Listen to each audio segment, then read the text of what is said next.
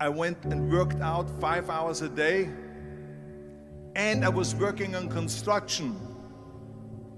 Because in those days in bodybuilding, there was no money. I didn't have the money for food supplements or anything. So I had to go to work. So I worked on construction.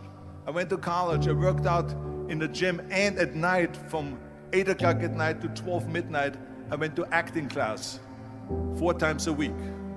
So I did all of that.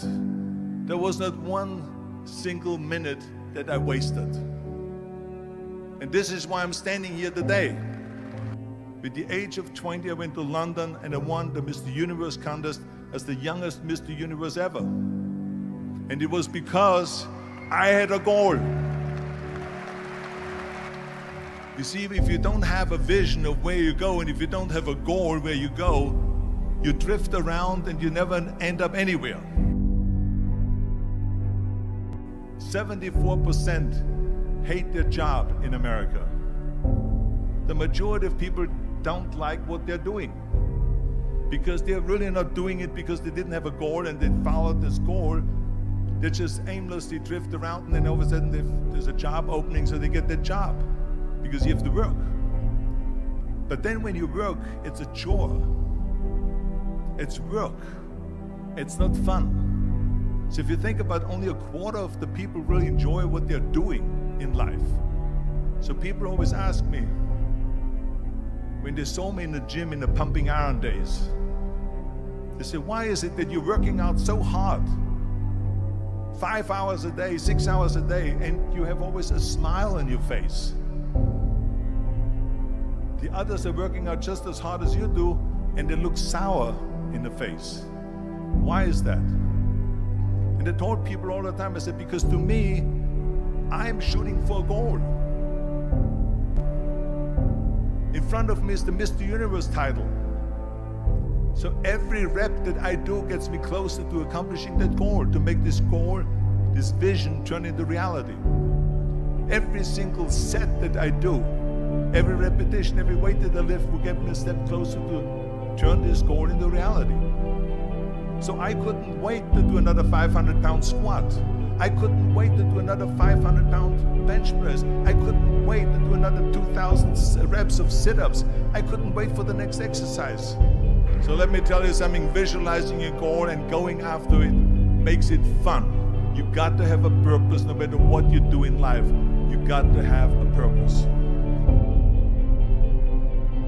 And Muhammad Ali worked his butt off.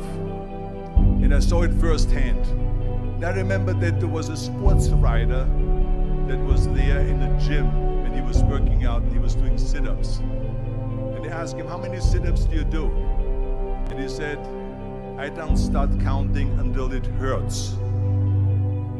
Now think about that.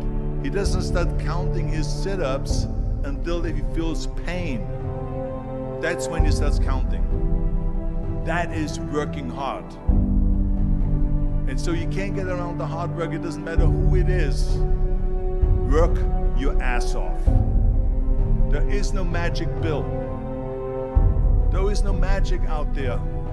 You cannot get around. You have to work and work and work. Make sure of this and make sure of that and all that stuff. So it's work. And it drives me crazy when people say that they don't have enough time to go to the gym for 45 minutes a day and work out. Or to do something for 45 minutes to an hour a day to improve. If it is physically improve or if it is mentally to improve. Imagine you read 1 hour a day about history. How much you will learn after 365 hours in 1 year. Think about if you study about the history of musicians, of composers, how much you would know. Imagine if you would work on a business, on some business that you want to develop every day for an hour. Imagine how further along you will go and get. So it drives me nuts because when people say we don't have the time, we have 24 hours a day. We sleep 6 hours a day, so that gives you still 18 hours. So there's someone shaking their head out here in front. They say probably, I don't sleep 6 hours, I sleep 8 hours, right? Or just sleep faster. So we have 18 hours a day. The average person works around 8 to 10 hours. So let's assume it's 10 hours, so we have 8 hours left. Then you travel around an hour a day, maybe 2 hours a day. So now you have still 6 hours left.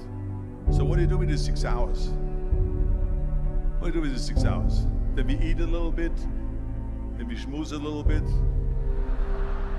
talk a little bit to people and all that stuff. But you can see how much time there is available if you organize your day. So you got to work hard.